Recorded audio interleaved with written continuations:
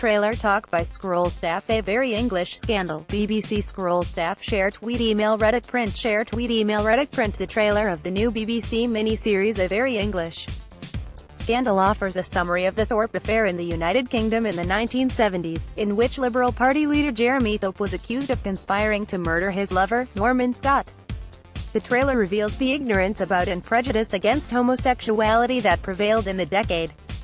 Directed by Stephen Frears, the drama features Hugh Grant as Thorpe and Ben Whishaw as Scott. A Very English Scandal will be aired on BBC One in 3 parts. The series is based on John Preston's book of the same name.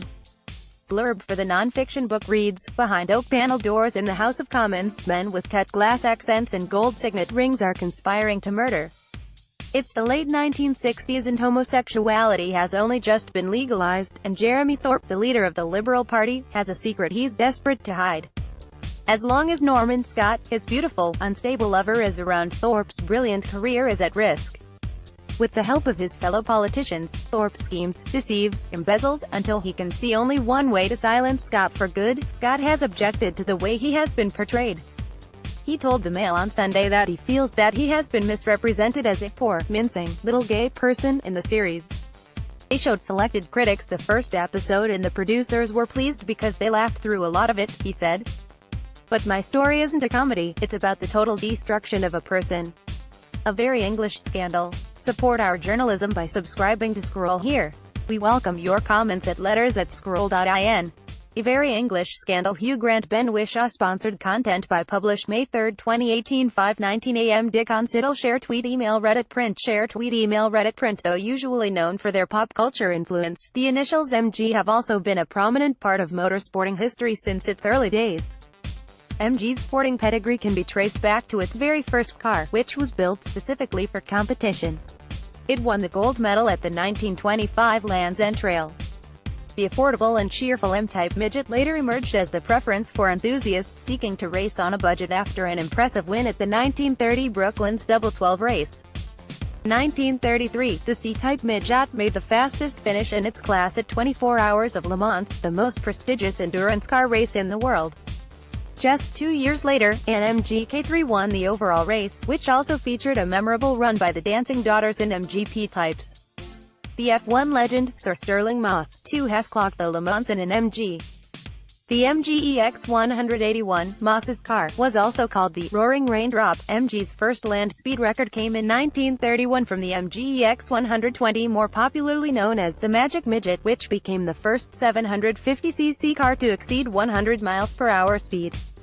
8 years later, Major Goldie Gardner, an English racing legend, topped 200 miles per hour in an MG EX135, becoming the first in the world to do so in a light car.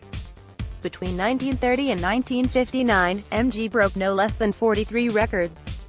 Many of MG's star cars on the circuit went on to become pop culture sensations. Technology from MG's race cars trickled down to its flagship offerings, a combination of comfort with the agility of race cars.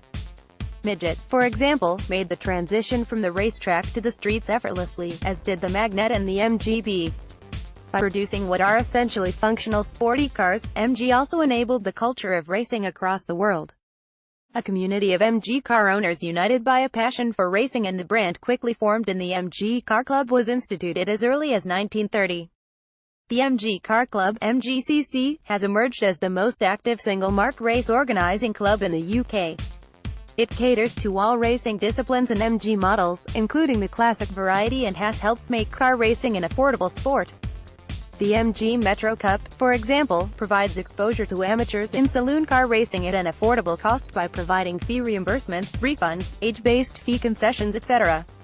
Some championships, such as MG Trophy, arrange tuition and professional guidance for drivers that seek coaching. Continental MG Racing even cuts down on the traditional costs such as membership, registration and entry costs. MG's efforts to make race car driving more accessible seem to be paying off. Over the past 2 decades, several enthusiasts who started their career with MG races have progressed to more advanced championships. MG Motor, and its passionate MG Club members, have been instrumental in shaping the culture of car racing. And as the video below shows, this community is being built in India as well. To know more about the brand, click here. And follow them on Facebook and Instagram for great pictures of their vintage and new models. This article was produced by Scroll Brand Studio on behalf of MG and not by the Scroll editorial team.